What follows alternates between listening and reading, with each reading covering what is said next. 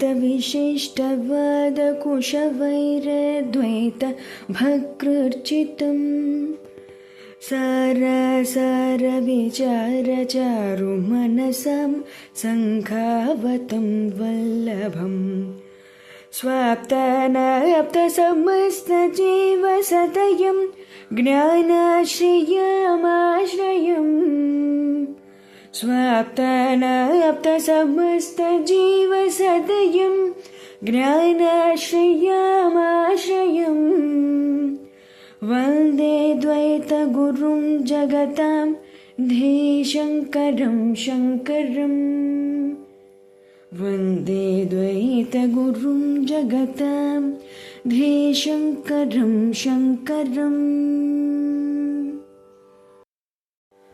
पूर्णज्ञं परमार्थमार्गवरदं सर्वज्ञपीठासनं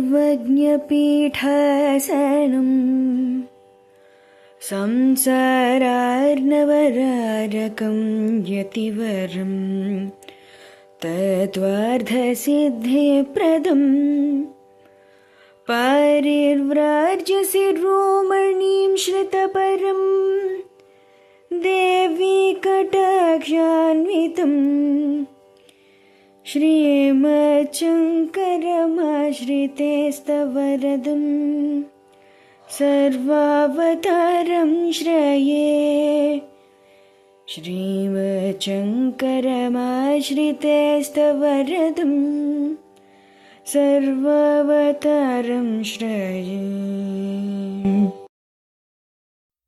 శ్రీ గురుభ్యో నమః. శ్రీశ్రవణం ఛానల్కి శ్రోతలందరికీ కూడాను మరొకసారి స్వాగతం. ఈరోజు మనం 111, 112 శ్లోకాల్ని చెప్పుకోబోతున్నాం. ముందుగా 111 శ్లోకాన్ని వినేద్దాం. సన్నాప్య సన్నాప్యుభయాత్మికానో భిన్నాప్య భిన్నాప్యుభయాత్మికానో సాంగాప్యనంగాప్యుభయాత్మికానో మహాద్భుతా నిర్వచనీయ రూపా. ఇప్పుడు దీని ప్రతిపదార్థాన్ని చూద్దాం. సత్ సత్యరూపమైన, నా కాదు, అసదపి అసత్యరూపమైనది కూడా, నా కాదు, ఉభయాత్మికాపి అంటే ఉభయ రూపములు కలిగినటువంటిది కూడా, నా కాదు, భిన్నాపి వేరైనది గాని, అభిన్న అభిన్నమైనది గాని, ఉభయాత్మికాపి ఉభయ రూపమైనది గాని నా కాదు అంటున్నారు. సాంగాపి అవయవాలు కలది గాని, అనంగాపి అవయవాలు లేనిది గాని, ఉభయాత్మిక ఉభయరూపమైనది గాని నా అంటే కాదు అంటున్నారు. మహాద్భుత అంటే చాలా ఆశ్చర్యకరమైనది, అనిర్వచనీయ రూప నిర్వచింప శక్యం కాని రూపం కలది అంటున్నారు. అంటే ఆ మాయ అనే దాని గురించే ఇక్కడ ఇంకా మనకి చెప్తున్నారన్నమాట. ఆ మాయ అనేది సత్తు కాదు, అసత్తు కాదు, సదసత్తు కాదు, అంటే సత్తు అసత్తుల సమ్మేళనం కూడా కాదది. అలాగే అది భిన్నం కాదు, అభిన్నము కాదు, భిన్నాభిన్నాలు ఉభయ రూపాలు కానటువంటిది. అది అంగాలతో కూడినది కాదు, అంగరహితమైనది కాదు, ఉభయాత్మకం కూడా కాదది అంటున్నారు. ఇది మాయ, ఇది అద్భుతమైనది, ఇది అనిర్వచనీయమైన రూపం కలది అంటూ చెప్తున్నారనమాట మనకి. అంటే సతపిన అన్నారు కదా, ఉన్నట్టే ఉంది కానీ అది సత్యం కాదు. అసతపిన అన్నారు అంటే అసత్యం కూడా కాదు. భిన్నాపిన అంటే వేరుగా ఏం లేదది. అభిన్నాపి నా అన్నారు అంటే పూర్తిగా ఒకటి అని కూడా కాదది. సాంగము అంటే సా అంగాలతోటి అంటే భాగాలతోటి ఉన్నట్టుంది, భాగాలు లేనట్టుగా కూడా ఉంది. ఎంతో ఆశ్చర్యకరమైనది, అది నిర్వచించలేనటువంటి స్వభావాన్ని కలిగి ఉంది అంటూ చెప్తున్నారు. ఇప్పుడు అంటే మాయ అన్నది ఎలాంటిది అంటే అది సత్యము కాదు, అసత్యము కాదు, అనిర్వచనీయమైనటువంటిది అంటూ ఇక్కడ చెప్తూ, సత్యం అయితే అది ఎప్పటికీ ఉండాలి కదా, మరి అసత్యం అయితే కనిపించకూడదు కదా. ఇది అటు ఇటు కాకుండా ఉంది, ఇది కనిపిస్తోంది కానీ నశిస్తోంది. కాబట్టి ఇది రెండు కోవలకి చెందట్లేదు మనకి, ఇది రెండూ కాదనమాట. తాడు పాము భ్రమ, పాము నిజం కాదు కానీ దాని అనుభవం మనకి నిజమవుతుంది. ఇదే మాయా స్వభావం అంటున్నారు. మాయ అన్నది బ్రహ్మ నుంచి వేరుగా లేదు, కానీ పూర్తిగా అదే బ్రహ్మ కూడా కాదు. అలలు సముద్రం తీసుకుంటే అలలు వేరుగా కనిపిస్తాయి. ఈ రెండు వేరువేరుగా కనిపిస్తున్నా మనం అలలు అంటాం, దాన్ని సముద్రం అంటాం, కానీ ఆ రెండిట్లో ఉన్నది నీరే, మాయ. ఇది భాగాలతో ఉన్నట్టుగా ఈ ప్రపంచం కనబడుతోంది మనకి, కానీ అసలు స్వరూపంలో ఆ భాగాలేవీ లేవు. శంకరాచార్యులు వారు అందుకే దీన్ని మహా అద్భుతం అంటూ అనేశారు. భగవద్గీతలో నా అసతో విద్యతే భావో నా భావో విద్యతే సతః అన్నారు. అసత్యానికి స్థితే లేదు, సత్యం ఎప్పటికీ నశించదు అంటూ మనకి భగవద్గీత చెప్తుంది. మిథ్యా వస్తువుకి ఉనికే లేదు, సత్య వస్తువుకి లేకుండడం అనేది కూడా లేదు. ఆత్మతత్వం తెలిసిన వారు ఈ రెండిటి యొక్క స్వరూపాన్ని సాక్షాత్కరించుకుంటారు అంటూ భగవంతుడు మనకి చెప్తున్నారనమాట. మనం ఇదివరకు కూడా చెప్పుకున్నాం, దీనికి స్వాభావిక ధర్మము శాశ్వతమని, ఆగంతుక ధర్మం అశాశ్వతం అంటూ.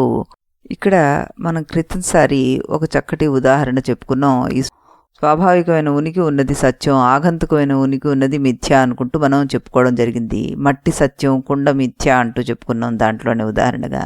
ఉపనిషత్తులో 3 అస్తిత్వాలు ఉన్నాయంటూ చెప్తుంది. భోక్త భోగ్యం ప్రేరితారం చ మత్వా సర్వం ప్రోక్తం త్రివిధం బ్రహ్మమేతత్ అంటూ ఒకటి.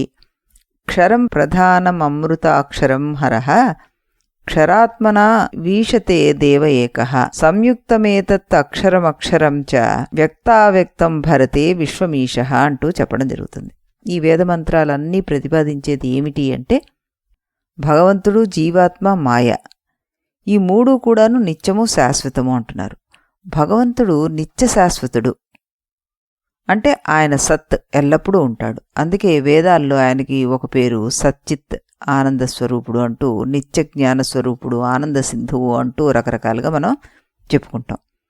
ఆత్మ నాశనం లేనిది, అందుకే అది సత్. కానీ ఈ శరీరం ఏదో ఒకరోజు నశిస్తుంది, అందుకే అది అసత్, తాత్కాలికం. కాబట్టి ఆత్మ కూడా సత్ చిత్ ఆనంద రూపమే, కానీ అణువంత, అంటే అతి సూక్ష్మమైనది మాత్రమే. కాబట్టి ఇది అణుసత్, అణుచిత్, అణు ఆనంద స్వరూపం అంటూ తీసుకోవాలి అంటున్నారు. ఇకపోతే దేని నుండైతే ఈ జగత్తు సృష్టించబడుతోందో ఆ మాయ కూడా నిత్యమైనదే లేదా సత్. కానీ మన చుట్టూ కనిపించే అన్ని భౌతిక వస్తువులు ఒకప్పుడు వచ్చినవి, మళ్ళీ అవి కాలంలో నశిస్తున్నాయి. ఈ విధంగా అవన్నీ కూడా అసత్తులు లేదా తాత్కాలికమైనవి అని చెప్పచ్చు. భౌతిక ప్రపంచం అసత్ అయినా మాయ మాత్రం సత్. ఈ ప్రపంచం అసత్ అన్నప్పుడు దాని మిథ్య అని తప్పుగా అనుకోవద్దు. అసత్ అంటే తాత్కాలికము, అంటే మిథ్య, అదేం లేకుండా పోలేదన్నమాట. కొంతమంది తత్వవేత్తలు ఈ ప్రపంచం మిథ్య అంటుంటారు. వారు ఏమిటంటారంటే మనలోని అజ్ఞానం వల్ల మనకు అన్నీ ఉన్నట్టుగానే కనిపిస్తున్నాయి, మన బ్రహ్మజ్ఞానంలో స్థితిలమై ఉంటే ఈ జగత్తు ఉనికి అసలు ఉండదు అని. కానీ అది గనక నిజమే అయితే బ్రహ్మజ్ఞానులకు ఈ జగత్తంతా కనుమరుగైపోవాలి. వారు తమ అజ్ఞానాన్ని నశింపు చేసుకున్నారు కాబట్టి ఈ ప్రపంచం ఉనికి వారికి ఉండదు. మరి అప్పుడు ఆ మహాత్ములు భగవత్ప్రాప్తిని పొందిన తర్వాత కూడా పుస్తకాలు ఎందుకు, ఎలా రాశారు, పెన్ను పేపర్ ఎక్కడి నుంచి వచ్చాయి? బ్రహ్మజ్ఞానపరులు ఈ జగత్తుకు చెందిన వస్తువులు ఉండడాన్ని బట్టి ఈ జగత్తు వారికి కూడా ఉందని తెలుస్తోంది. అంతేకాకుండా బ్రహ్మజ్ఞానులకు కూడా తమ శరీర పోషణార్థం ఆహారం అవసరమే. వేదాల్లో పశ్వాదిభిశ్చా విశేషత్ అంటూ చెప్పబడింది. అన్ని ప్రాణుల్లాగానే బ్రహ్మజ్ఞానులకు కూడా ఆకలి వేస్తుంది, వారు కూడా ఆహారం తినాల్సిందే అంటూ. ఈ జగత్తు ఉనికి వారికి లేకపోతే వారు ఎలా మరియు ఎందుకు ఆహారం భుజించాలి అని మనకి డౌట్ వస్తుంది. తైత్తిరీయోపనిషత్తులో పలుమార్లు ఈ జగత్తంతటా ఈశ్వరుడు వ్యాపించి ఉన్నాడు అంటూ చెప్పబడింది. సో కామయత బహుశ్యాం ప్రజాయేయేతి స తపో తప్యత స ఒక శ్లోకం చెప్పబడుతుంది. భగవంతుడు ఈ జగత్తును సృష్టించడమే కాదు, ప్రతి అణువులోనూ వ్యాపించి ఉన్నాడు అని ఈ వేదమంత్రం చెప్తుందనమాట. అది ప్రతిపాదిస్తోంది. భగవంతుడు ప్రతి అణువులో వాస్తవంగా ఉన్నట్లయితే ఈ ప్రపంచం లేకుండా ఎలా ఉంటుంది? ఈ జగత్తు మిథ్య అనడం, భగవంతుడు ఈ జగత్తంతటా వ్యాపించి ఉన్నాడు అన్న నిజాన్ని వ్యతిరేకించడమే అవుతుంది కదా. అందుకే ఈ శ్లోకంలో శ్రీకృష్ణ పరమాత్మ జగత్తుకి ఉనికి ఉంది, కానీ అది అనిత్యం, అశాశ్వతం అంటూ వివరిస్తున్నాడు. అందుకే దాన్ని అసత్ లేదా తాత్కాలికము అన్నాడు. దాన్నే మిథ్యా లేదా లేనిది అని అనలేదు ఆయన అంటూ ఇక్కడ చక్కటి అర్థాన్ని వివరించడం జరిగింది మనకి. మాయాం తు ప్రకృతిం విద్యాన్మాయనం తు మహేశ్వరం తస్యావయవభూతై తు వ్యాప్తం సర్వమిదం జగత్ అన్నారు. అంటే జగత్తు రూపంలో కనిపిస్తున్నాడు, కానీ అది స్వతంత్రంగా సత్యం కాదనమాట. అలాగే సదేవ సౌమ్య ఇదమగ్ర ఆసీదేకమేవాద్వితీయం అన్నారు. అంటే సత్యం అన్నది ఒక్కటి ఉంది, మిగతా అన్ని కూడాను మాయకి ప్రకటనలే అంటూ ఇందులో చెప్పడం జరుగుతుందన్నమాట. ఇక్కడ ఏంటంటే బ్రహ్మ అన్నది సత్యం, మాయ అన్నది అనిర్వచనీయమైనది అంటూ కనిపిస్తోంది, కానీ అది పరమసత్యం కాదు అంటూ ఇక్కడ చెప్పడం జరుగుతుందన్నమాట. మనకి దృష్టి ఎలా డెవలప్ చేసుకోవాలి అంటే ఇక్కడ ఇది మాయా ప్రకటన అన్నది మనం గుర్తుపెట్టుకుంటున్న కొద్దీ దాని మీద ఆసక్తి తగ్గుతుంది, మనసు ప్రశాంతంగా ఉంటుంది. ఇది శాశ్వతమా, ఇది నిజమా, లేక ఇది కనిపిస్తోందా అంటూ మనం నిరంతరం విచారం చేస్తూ ఉండాలి. దాంతోపాటు మనం అభ్యాసం చేయాల్సినవి ఎప్పుడు చెప్పుకున్నట్టుగానే వివేక వైరాగ్య ధ్యాన సాక్షిభావత్వాన్ని ప్రాక్టీస్ చేస్తే మనకి ఈ ప్రపంచం అంతా కూడాను మిథ్యగా కనబడుతుంది. ఇప్పుడు మనం 2వ శ్లోకాన్ని కూడాను వినేద్దాం. శుద్ధాద్వయ బ్రహ్మ విబోధనాస్య సర్పభ్రమో రజ్జు వివేకతో యథా రజస్తమస్సత్వం ఇతి ప్రసిద్ధా గుణాస్తదీయాః ప్రతిథైః స్వకార్యైః.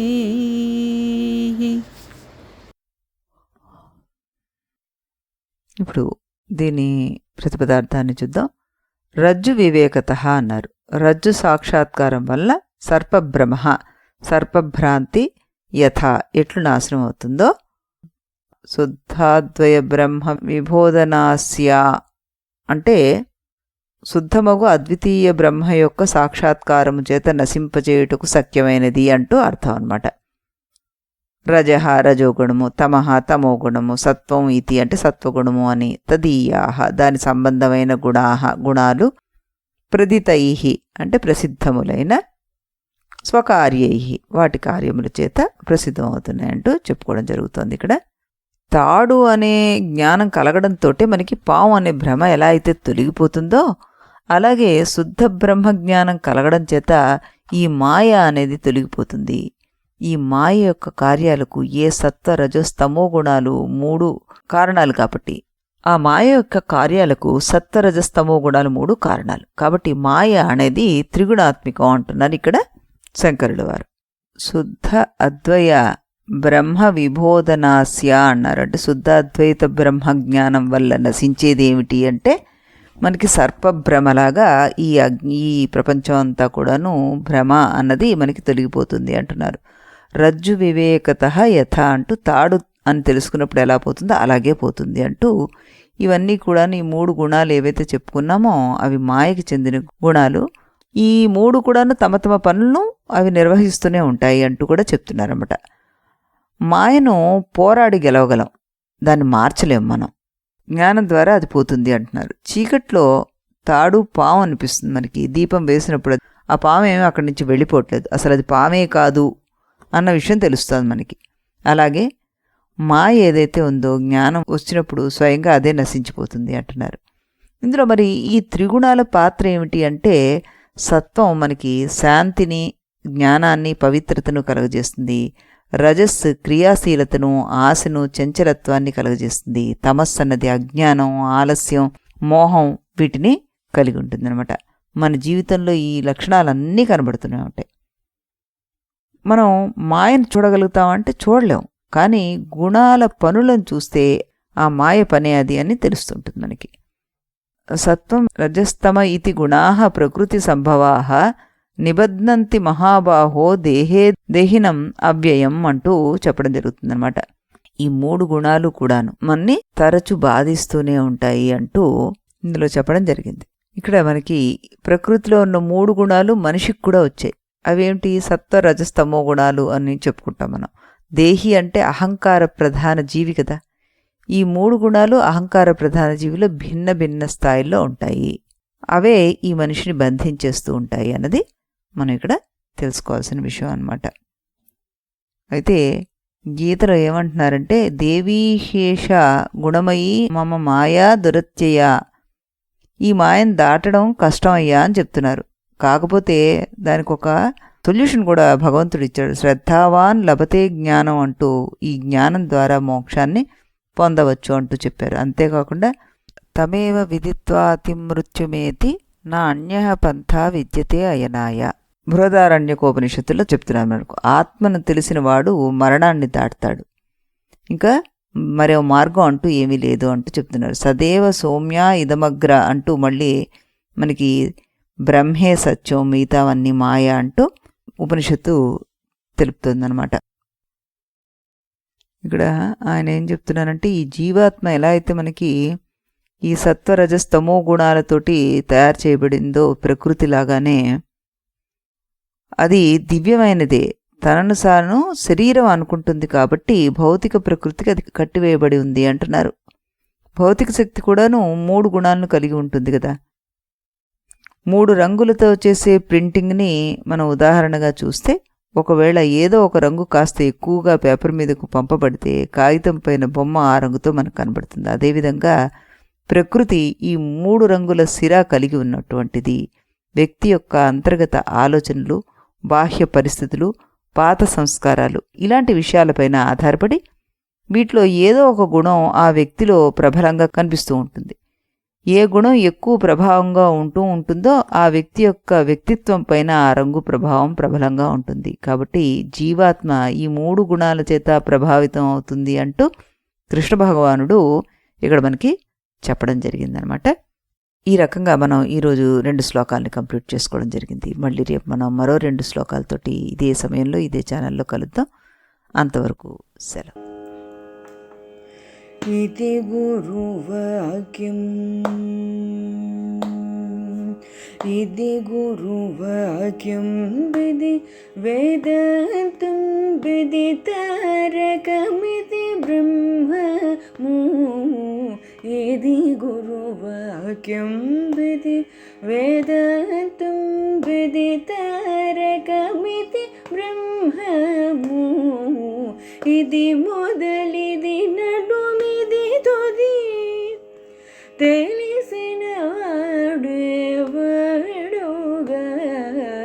ఇది మొదలిది నడుమిది తుది తెలిసిన వాడెవడుగా